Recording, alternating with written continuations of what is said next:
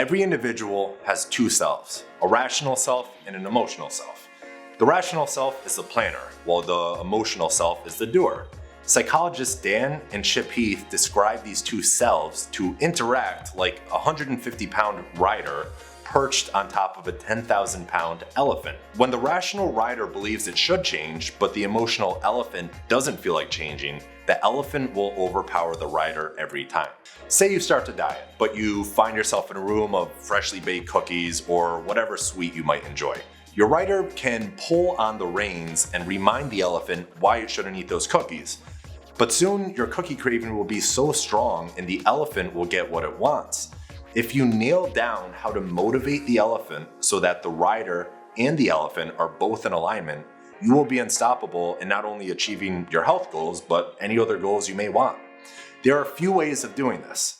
If you take a plane from JFK to LA, you would hope that your pilot shares the same goal to get you from JFK to LA. You would hope your pilot has the strategies and tactics to get you there safely. You would hope that your pilot has the habit of going over checklists to make sure everything is safe and the way it should be.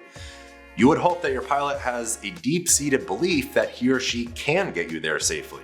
And lastly, you may hope that your pilot simply enjoys what he does. He has a good why, a purpose for doing what he does because he enjoys flying and enjoys helping people get safely to their destination. What I've just described is the process to setting goals in a way that motivates the emotional elephant to align it with the goals of the rider. Now, you're here because you want things to be different. We will give you everything you need to be successful. That's our job. It is your job to put in the work on your end. When you initially start a program like this, you're ready to go, you're motivated. You made the commitment to yourself that you will change, and that alone produces a feel-good chemical in your brain because you're telling yourself, we're already making progress, baby. But a week from now, 1 month from now, 2 months from now, something's gonna happen. Life will surprise you like it tends to do. You'll be tired, stressed, overwhelmed. The rider is tired, and your elephant is gonna wanna take over. This is what gets in the way of people making incredible changes. So how do we prevent this from happening?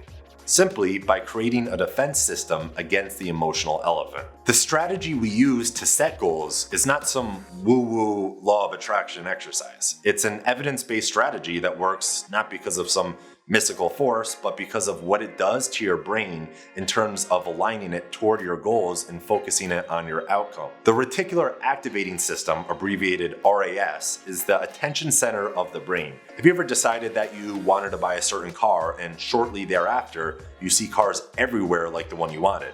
This is how the RAS works. Your RAS is working whether you have set it intentionally or not. Setting a goal works in part because we set our RAS to pay attention to the things that'll help us achieve our goals.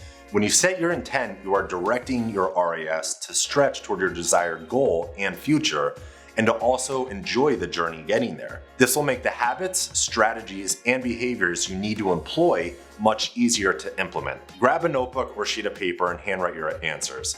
First, what's your goal? What's the vision you have for yourself? Be as specific as possible. How will you know when you achieve your goal? What will it look like and feel like? Answering these questions gives your brain specific instructions on what to focus on. Number 2, what strategies and tactics will you use to achieve your vision? Working through this program will be part of your answer and is part of the strategy and tactic that you use. But there are other things you can do as well. Maybe you will start preparing your food ahead of time so you have your food ready to go. Maybe you start using a meal prep company like FitAF. Maybe you will commit to exercising 3 times per week. Maybe you will limit going out to eat to just once every 2 weeks. And maybe you'll throw out all the Doritos in your pantry. Now, number 3. What habits do you need to employ and what habits do you need to give up? Our current habits help us achieve exactly what we have right now. So if you want to change in your body composition or performance, then you need to break the habit loop that is currently causing you to behave the same way. Do you need to stop eating out at every meal? Do you need to start preparing your food more? Do you need to start eating slower and more mindfully? Do you need to start waking up earlier so that you could squeeze in a run or workout? When you understand how to identify your trigger and how to change your routine, you become in control. Now post that paper on a wall, fridge, mirror, wherever you're gonna see it, and read it twice daily. First thing in the morning and right before bed. That's all I got for today. I'll see you guys soon.